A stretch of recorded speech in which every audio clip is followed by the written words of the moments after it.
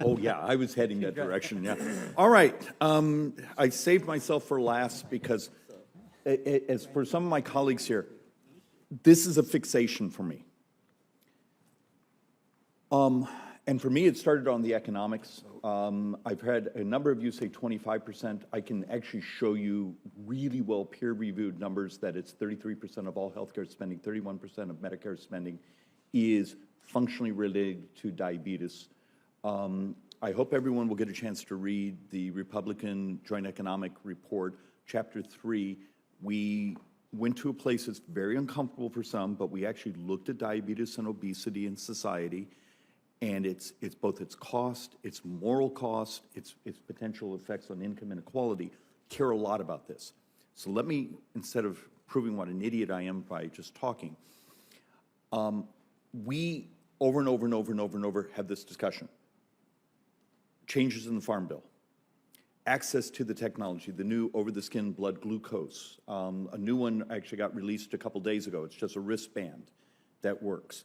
Number 3, the adoption of some of the GLP-1s for those who are particularly in the morbid categories or those who have type 2 diabetes, particularly now that we may have the single shot, which is fascinating, which may be making it through FDA. And number 4, maybe by the end of the decade for our brothers and sisters who have succeeded getting their weight down. But I'm seeing some data sets that say about 30% of that population which had type 2 diabetes, their body will not start to produce islet cells that produce insulin again. There's actually some of the new stem cell, not just the cadaver bleaching model, but actually some of the ones that are in type 1 that look like they've already have high efficacy. There may be this path over the 10 years of a radical change in diabetes in our society, and our math is that's $5 or $6 trillion of spend in the 10 years. It's real money, and it may be the one path we have where our brothers and sisters on the left and those of us on the right actually might agree on something. Dr. Herman, start here and let's go down. Tell me where I'm right, tell me where I'm wrong. Yeah, I'm willing to take the beatings. I think you're right.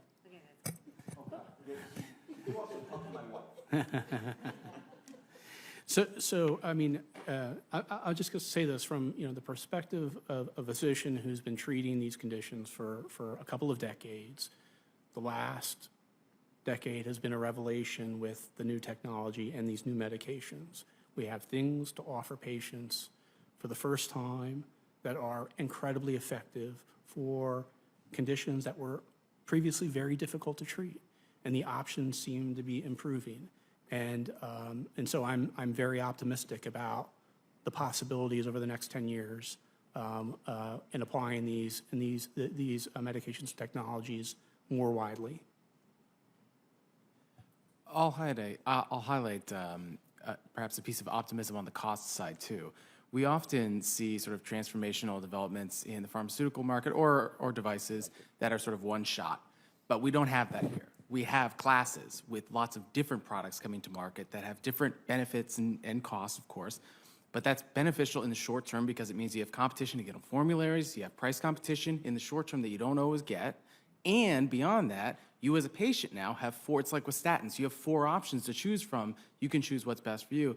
But I'll also highlight, 10-year budget windows, I understand the focus for you guys, but when you think about the costs of drugs and technologies, I think you got to think longer term. You got huge savings when things come off patent, which happens, in the case of GLP. And there's some GLP-1s that are almost at the end of their patent cycle. Right, and so as that starts happening, it's not just that those prices go down, is that it puts more pressure on the remaining on-brand products to compete with those off-brand products. And so I'll sort of signal a hopeful point on the cost side that I think it may not be quite as devastating as some other projections are. Ms. Brown-Fratty. Well, from my perspective, I would say that I am very thankful and hopeful that all the innovations do come to pass and that it's available to everybody. And I want to say also that in terms of cost, insulin wasn't always extremely expensive, and it became expensive due to whatever the situation came to. Yes, No, you're absolutely, and look, we've had a fixation on the co-op that's about 70 miles from here. Matter of fact, it's not too far from where you are, that actually is also producing even lower than the subsidized price. But the revolution is here. I do have an intense concern, though, that it be available for all populations. I agree with you, if indeed it is. And Navajo Nation, look, you know, I've been blessed as a young man. I spent lots of time in the community, and most folks who've never been there don't understand. There's rural, and then there's the Navajo Nation. And you actually have a really tricky job because, you know, let's be honest, living in Window Rock's a lot different than some of the chapter houses, you know, up near the border.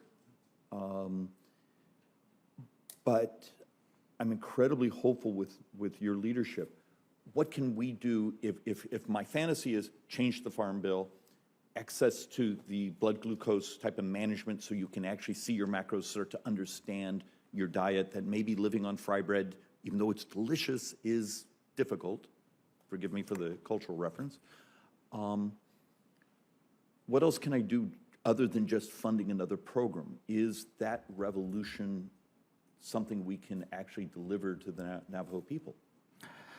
I think one of the things, I'm glad that you brought that up, because even like with broadband, I'm trying to bring it up at that level. Like Starlink. Satellites. No more waiting another 25 years for a wire to go out to that chapter house. Put up the damn satellite. Sorry.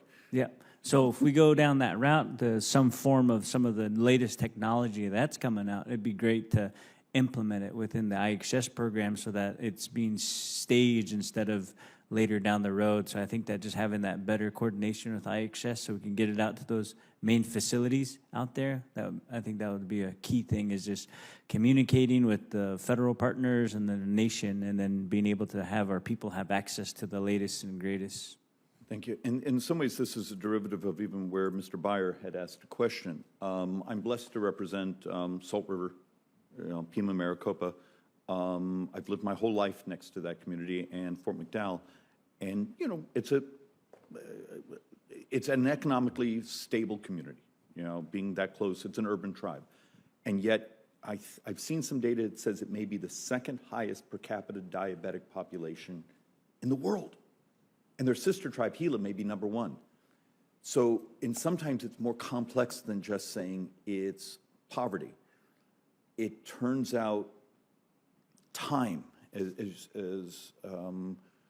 some have said, sometimes it's our need for convenience and those things. And that's why, for those of you who actually also have the microphone and the credibility for what you all do, help those of us who care passionately tell the story. Maybe it is time for revolution in what we do in the Farm Bill. Maybe just growing the same 5 commodity crops when North America used to grow 3,300 types of grain. Optionality, so you don't have to process to make a profit. Number 2, the new technology. I'm dying for the Apple Watch that actually will have blood glucose in it, though I'm told it might be 2 generations away, so I'm going to just buy the Samsung. I'm glad someone got that joke. But the GLP-1s, every day I'm reading an article about someone that's coming out with a new product. So your point that the prices are crashing, the availability here, and there may be some that are almost out of patent expiration. Maybe the crazy thing is we buy the damn patent. We buy its last 18 months and use that for our Medicare, Medicaid, Indian Health Services, VA populations, because the savings is remarkable. I mean, sometimes those of us who are on the right sound cruel because we're talking about the dollars and cents and don't talk enough about the morality of people's lives and their ability to participate in society and the income inequality that health differential causes. But the 4 of you actually are on the cusp of the thing that may be the one point we can, if we could build a unified theory here, that could have amazing impact on U.S. sovereign debt and economic growth. But it can't be what a lot of us here do, which is we talk about the one thing we know of eating onion rings, are you know, fry bread. Have you ever had Nava taco? I'll explain later. In the last part here, I need to give myself, and this is the danger of being unscripted, I owe thank you to the Democrat staff and the Republican staff. Thank you for actually communicating with each other on this. This is one where the solution is great economics and wonderful morality. Help us tell the story. The last bit I will give you is if any of you have things you want us to read, we're not walking away from this. This is almost the only path I have to dramatically change the direction of this society right now. Send it to us, and we'll continue to evangelize it. And then for all of you, you have, I think it is another, how many days to be able to submit additional for the record? 3. How many? 3. 3 days. In the House, we do a lot more. If you have other documents that you'd like us to put into the public record, please send it our way. Please do it within 3 days, but if you send it on the 4th day, I'll still put it in. And with that, we call this hearing adjourned. Thank you for participating.